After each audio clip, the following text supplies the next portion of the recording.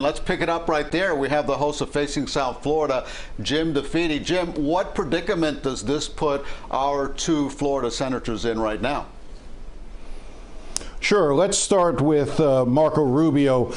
This is a real problem for Marco Rubio, this upcoming vote. And let's be clear at the outset, there are no issues to be resolved as it relates to this election. The election is over. This should be certified. But what Marco Rubio has to do is decide, does he side with the president and his delusional attempt to try to overthrow this election, or does he stand up for the Constitution? And the problem for Marco Rubio is, as you heard in that report, the president will tweet after and go after those who do not side with him. And Marco Rubio is up for re-election in 2022, in just 2 years. And he is afraid, from everything I've picked up from talking to Republican sources around the state, of facing a primary challenger.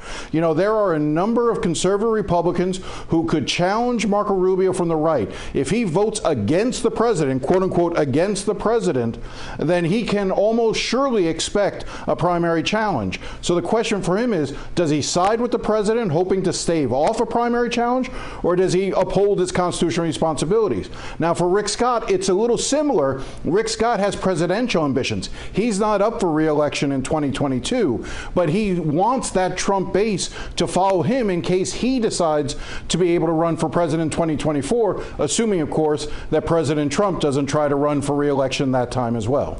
Jim, you've also written that this is a dangerous vote for new Republican House members. We've got a couple of those from right here in South Florida. Why is that?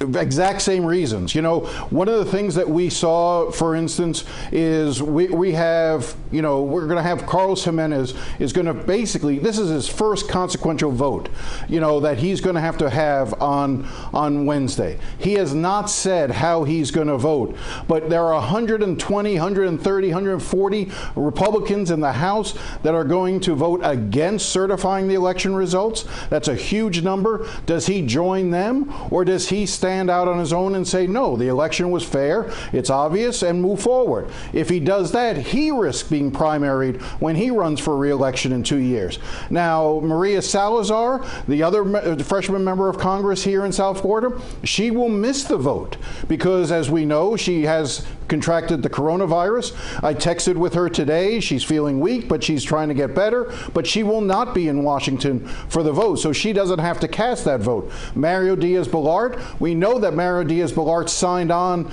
to that scurrilous lawsuit by Texas to try to have, you know, to try to upend the election. That failed in the Supreme Court. So we can assume that there's a good chance that Mario Diaz-Balart will side with the president as well. He's in a fairly safe congressional seat. But again, Carlos Jimenez, this is a tough vote for him. Like talk about a short honeymoon in Congress. He's going to have to make a quick decision as to where he wants to come down. And he's refused to say in interviews, he's talked about how he sees himself as a juror. He's not a juror.